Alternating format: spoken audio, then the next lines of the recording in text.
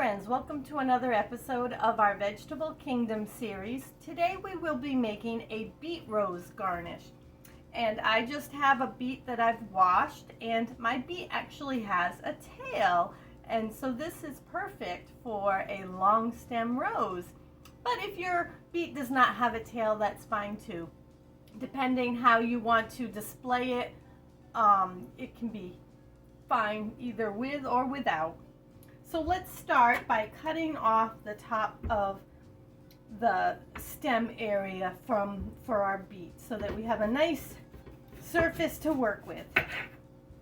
Okay, just cut off the top. Now I'm just going to move a little closer here for you. And we want to start, the most important part of any garnishing is a very thin blade knife, and it needs to be thin and flexible. If you can see that in the, okay, and so we want to use, to begin with, kind of the middle of the knife here, the middle of the blade, and you're going to make like a half circle across the top of the beet with your knife, and then just kind of wiggle your knife down. Okay, so let us start here. So I don't know if you can see where my knife has cut so far. It's kind of half, like a little half circle, and we're just going to wiggle that knife down and to the bottom. Not all the way through. You don't want your petal to fall off. And there. We have our petal, and it's not all the way through. There's still some intact at the bottom. Yep. Perfect. Okay, and now we're just going to turn the beet a quarter of a turn and make another petal right next to that one, the same way with the kind of the middle of the knife blade, and start by making a half of a circle type of a arch, and then just wiggling the knife all the way down.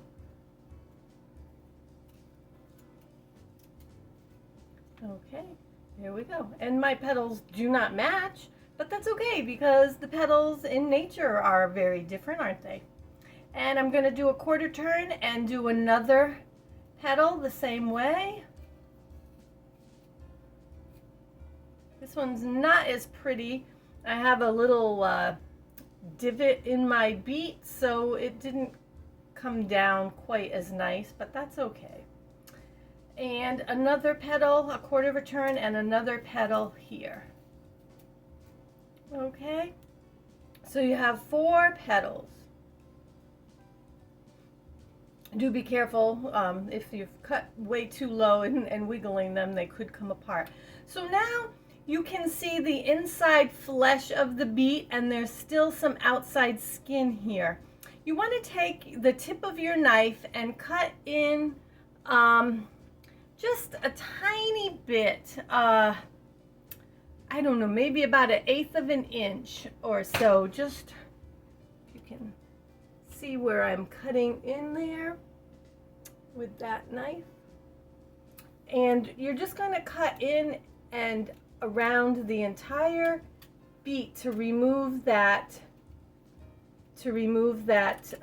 skin layer, but also to reveal another layer for our next row of beet petals. So you can see the piece I've cut off here. There's still some down here below, and you can take your knife a little at a time and clean that up a little bit so it looks a little more attractive. And the other, so I've got all 4 little pieces out. So it's all cleaned in through here. Okay, let's flip the camera around and let you have a look.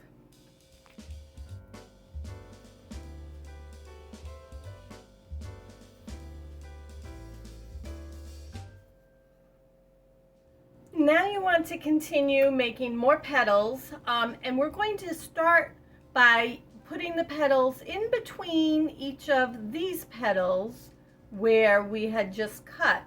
So I find the tip of the knife works best here, and you want to make your arch as well in between. So I kind of start at the where the top of the petal is, you know, at the edge here.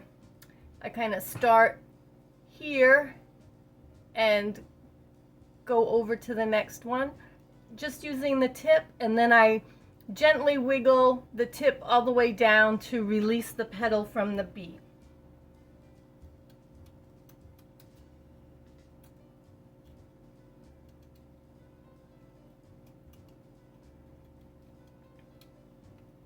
You can see that.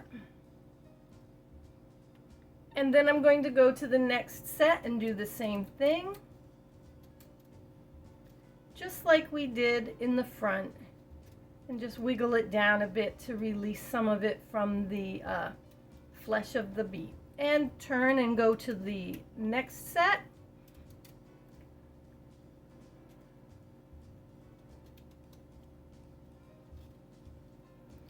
And turn and go to the last set of petals.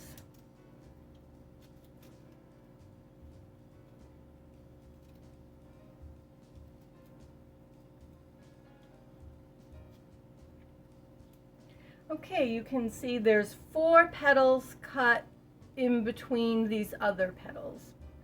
And just like we removed the skin, we're going to go in about 1/8 of an inch or so and just remove all of this flesh in between all of the petals.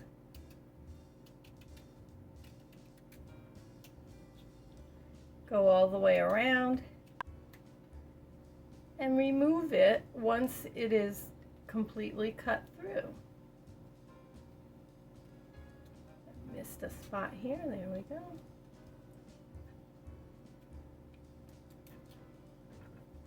And you can go in and clean it up a little with your knife to remove any spots that should be free and are not, just so you can see all the petals. And I'll flip the camera around so you can see that.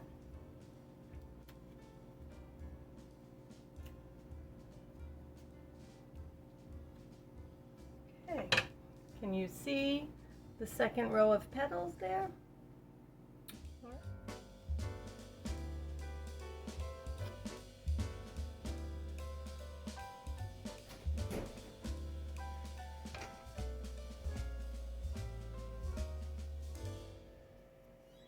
Now we will make another row of petals, but we will do them directly in front of the first layer of petals that we had. So you'll use the tip of your knife and make a row right behind this one, and then this one, all the ones that have the peel still on them, directly and behind them, in between the last petals that you just made. And you'll continue around in the same fashion as we did with that row as well. We'll use the tip of the knife, and after we make all 4 petals, we'll move the knife in and cut around. And we will continue doing this throughout the rows, alternating where the petals are, whether they're directly behind the first row of petals or the second row. So we're just going to stagger every other row, if that makes sense. And so I'll continue here, cutting down.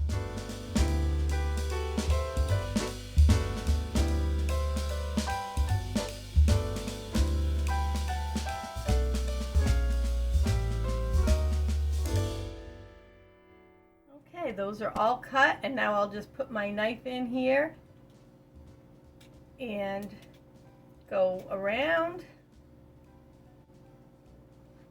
Okay, can you see that? I'll flip it around and let you see, and then I will just continue on and I will show you the finished product.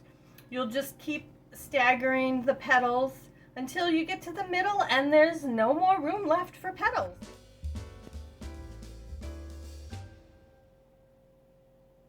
Now that I have finished making all the petals on the beet rose, you can see it's done.